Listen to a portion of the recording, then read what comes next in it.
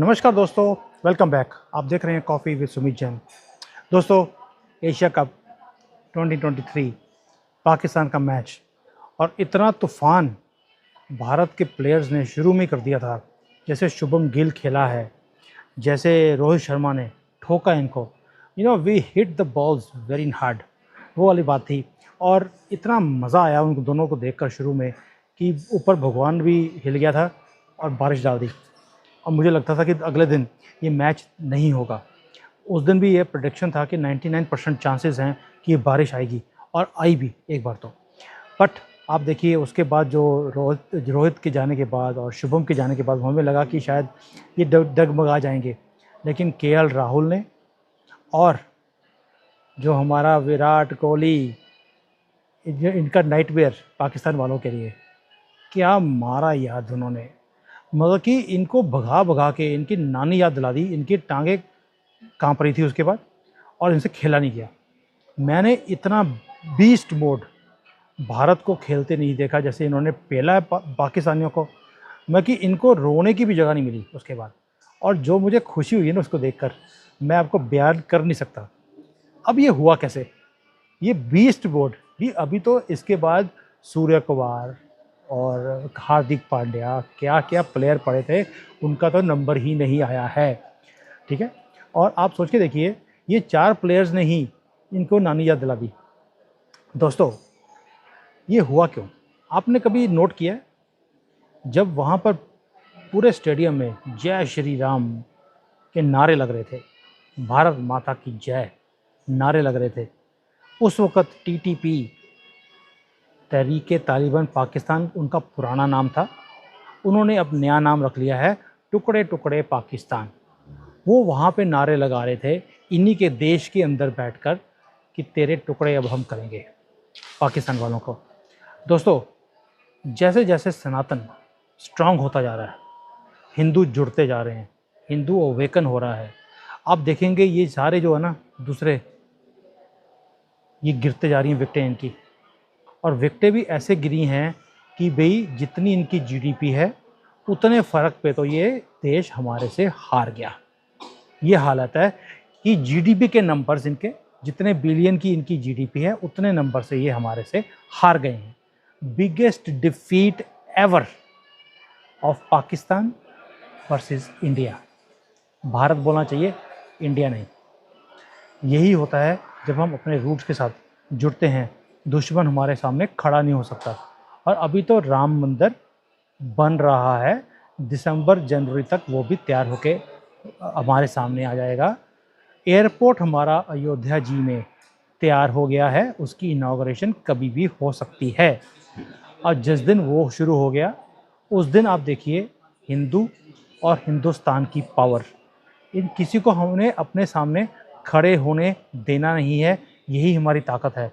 और G20 के अंदर भी आपने देखा कि जैसे जो कुछ मोदी जी ने वहाँ पर प्रपोज़ किया, अनअपोज्ड वो सारा कुछ पास हो गया। जो बाद में डिक्लेरेशन था वो भी पास हो गया, कोई ऑब्जेक्शन नहीं। और अफ्रीकन यूनियन को हमने वो इज़्ज़त भी दिला दी जो वो डिज़र्व करते हैं। ये है सनातन, ये है सनातन की पावर, और यही हमें सनातन ने सिखाया है। यस, मुझे कई लोग गाली निकालते हैं कि आप बड़ी हार्ड लैंग्वेज बोलते हो मुसलमानों के लिए, आपको बोलनी नहीं चाहिए, ये सनातन को ना शोभा नहीं देता। मैं आप सनातनियों को एक बात याद दिलाना चाहता हूँ आज, लास्ट टाइम, अगर हमारे धर्म के खिलाफ कोई बोलेगा तो अब हम चुप नहीं रहेंगे। और ये गीता में भी लिखा हुआ है, ये कहीं नहीं लिखा हमारे वेदों में कि भाई आपने अपने धर्म की रक्षा नहीं करनी। हमने अपने देश की और धर्म की रक्षा करनी है। फिर तो आपको कल को पाकिस्तान वाले हमारे ऊपर अटैक करेंगे, आप बोलेंगे कि हमें तो अटैक करना नहीं चाहिए, भगवान बचाएगा। ऐसा नहीं होता है। हे अर्जुन, कर्म कर, अस्त्र उठा।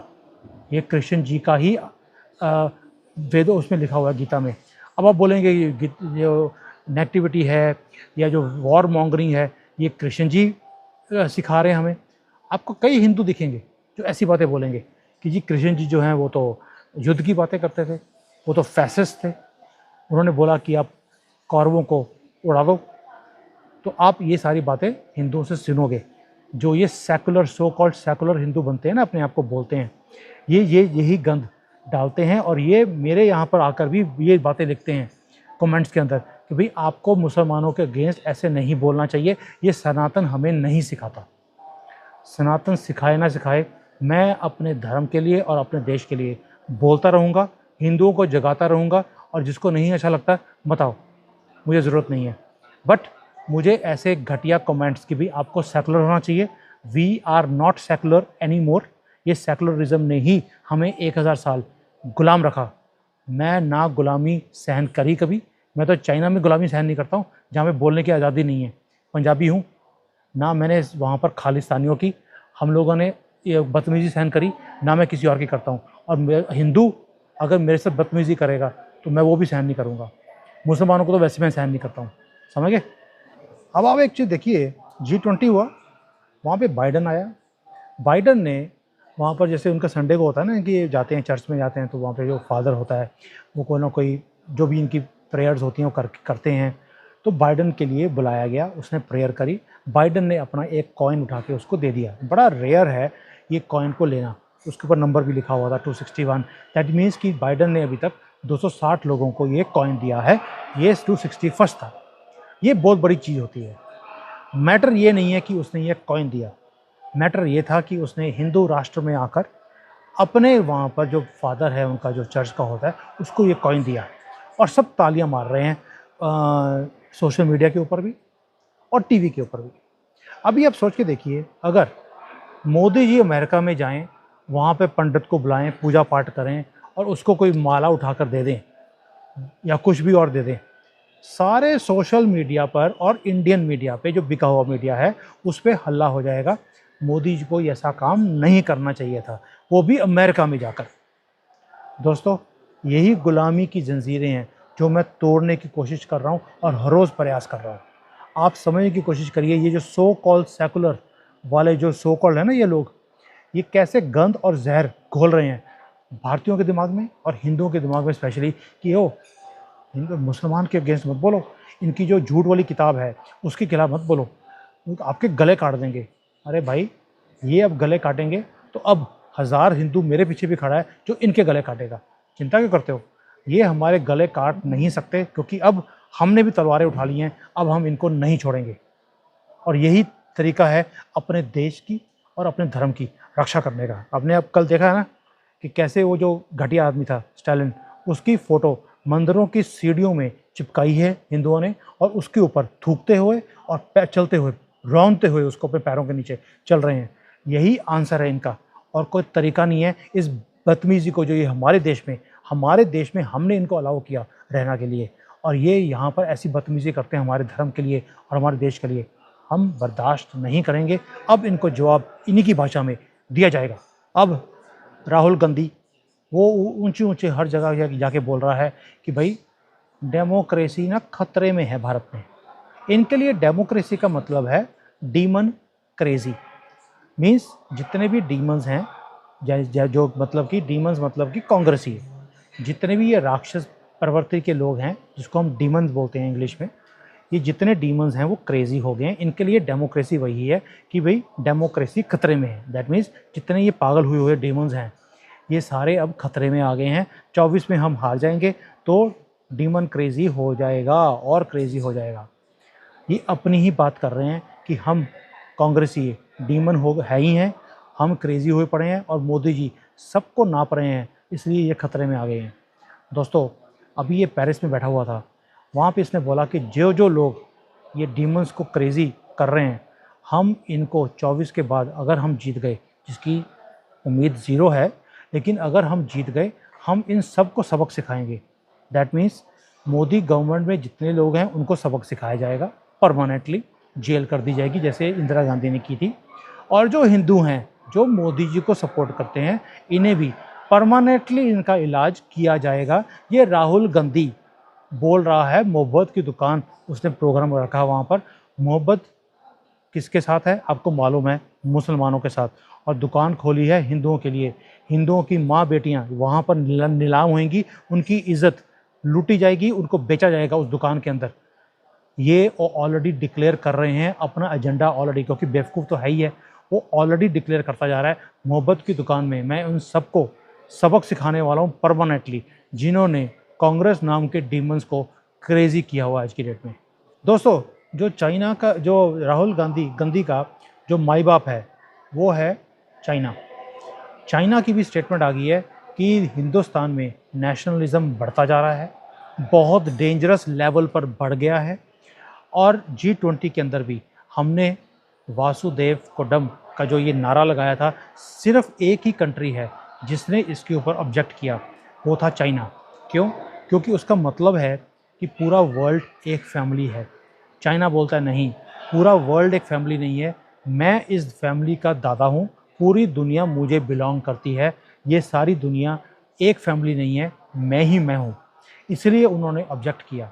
जो राहुल गांधी बोल रहा है वही चीज़ चाइना के अंदर भी है कि नेशनलिज्म बढ़ती जा रही है, हिंदू जागता जा रहा है। अभी आपने देखा एक जज्बा है पूरे देश में, एक वेट है कि हमारा देश का नाम इंडिया से भारत कब होगा। और ये जो नेशनलिज्म है, इसके कारण हिंदू जुड़ भी रहा है और पावरफुल भी हो रहा है, और ऐसे जो लोग हैं इनके खिलाफ आवाज़ भी उठा रहा है। चाइना के अंदर इतनी खलबली है इस नेशनलिज्म को लेकर, क्योंकि जब 2008 में राहुल गांधी ने यहाँ पर आकर एग्रीमेंट किया, पूरे भारत में कोई हल्ला नहीं हुआ। क्यों? उस वक्त नेशनलिज्म नाम की चीज़ ज़ीरो थी। इन्होंने कभी नेशनलिज्म को बढ़ावा दिया ही नहीं। मोदी जी ने 9 साल में पूरे देश को एकजुट कर दिया, एक माला में बांध दिया, और सारे लोग अब भारत की बात करते हैं। चाइना ने हमारे साथ पंगा लिया डोकलाम में, सारा देश एकजुट हो गया, हमने बॉयकॉट किया चाइनीज़ प्रोडक्ट्स को। और आपको मालूम है हमने 50,000 1 लाख करोड़ का नुकसान किया इनको जब हमारे त्यौहार आए, और चाइना की इंडस्ट्री बंद करा दी हमने। यह है पावर जिसके लिए जो चाइना अब डरता भी है कि मोदी जी ने एक ऐसा, एक जिसको बोलते हैं ना, उसको उजागर कर दिया है भारत के अंदर, एक नेशनलिज्म को, एक प्राइड को, कि अब इसको तोड़ना बहुत मुश्किल है। इसलिए चाइना लगा हुआ है कि मोदी जी को कैसे हराया जाए। और ये पप्पू, ये बिका हुआ गंदी फैमिली का युवराज, जो बोलता है कि मैं हिंदुओं का नीलामी करूंगा अपने मोहब्बत की दुकान में, इसको कैसे लेके आया जाए। और दोस्तों, एंड में चाइना, हमें मालूम है कि हमारे अगेंस्ट मरते दम तक रहेगा, और ये कोई ना कोई अब हरकत पाकिस्तान के थ्रू भारत के ऊपर करवाने की कोशिश करेगा। ये लिखवा लो मेरे से, मैं लिख के दे रहा हूँ आपको। लेकिन रशिया ने एक स्टेटमेंट दी कि G20 की जो कामयाबी है, जो मोदी जी ने किया है, जो ब्रेक थ्रू किया है, कि डिक्लेरेशन को साइन करवा दिया बिना रशिया का नाम लिए, बिना कोई किसी का मुंह फैला नहीं, कुछ नहीं किया, किसी ने ऑब्जेक्ट नहीं किया, और डिक्लेरेशन साइन कर दिया। उसने एक ही बात बोली है, मोदी जी तुसी ग्रेट हो। आपने ये डिक्लेरेशन साइन करवा कर ये बोल दिया कि अब वेस्ट की डोमिनेंस ख़त्म हो गई है, ना हम सहन करेंगे, ना हम ये होने देंगे। ना वहाँ पे चाइना की डोमिनेंस चली, ना वेस्ट की, किसी की भी नहीं चली। और आपने देखा होगा कि मोदी जी ने सबके जूते उतरवा दिए और उनको नंगे पैर समाधि पे लेके गए महात्मा गांधी की। आप कभी इमेजिन कर सकते हैं कि ये भारत में कभी हो सकता था? हम तो वहाँ पे रेड कारपेट बिछाते थे कि भाई इनके पैर कहीं गंदे ना हो जाएं महात्मा गांधी की समाधि पे जाने के लिए, और मोदी जी वहाँ पर उनको जूते उतरवा कर लेके गए हैं। अगली बार मुझे पता है ये कुर्ते डाले होंगे उन्होंने, धोती डाली होगी, और वो कुर्ते के ऊपर बार बार लिखा होगा जय श्री राम। ये है भारत, ये है उभरता भारत, ये है नेशनलिज्म, ये है नेशनल प्राइड, और ये है हिंदुइज़्म, और ये है सनातन धर्म, कि भाई हम जो चाहें वो करवा सकते हैं, विल होनी चाहिए। दोस्तों, जैसे हमने ठोका है पाकिस्तान को इस एशिया कप के मैच में, अब टाइम आ गया है हमारा। अब किसी को भी हम बदतमीज़ी करने नहीं देंगे, ना किसी की बदतमीज़ी सहन करेंगे। जागो, जगाओ, शेयर करो, लाइक करो, फ़क्र करो, गर्व करो कि अब ये देश भारत दोबारा से बनने वाला है, जहाँ पर जो हमारे डेलीगेट्स बाहर से आए उन्हें हम चांदी सोने की प्लेटों में खाना खिलाते हैं, क्योंकि यही हमारा धर्म है और यही हमारा लेवल है। जय हिंद, वंदे मातरम।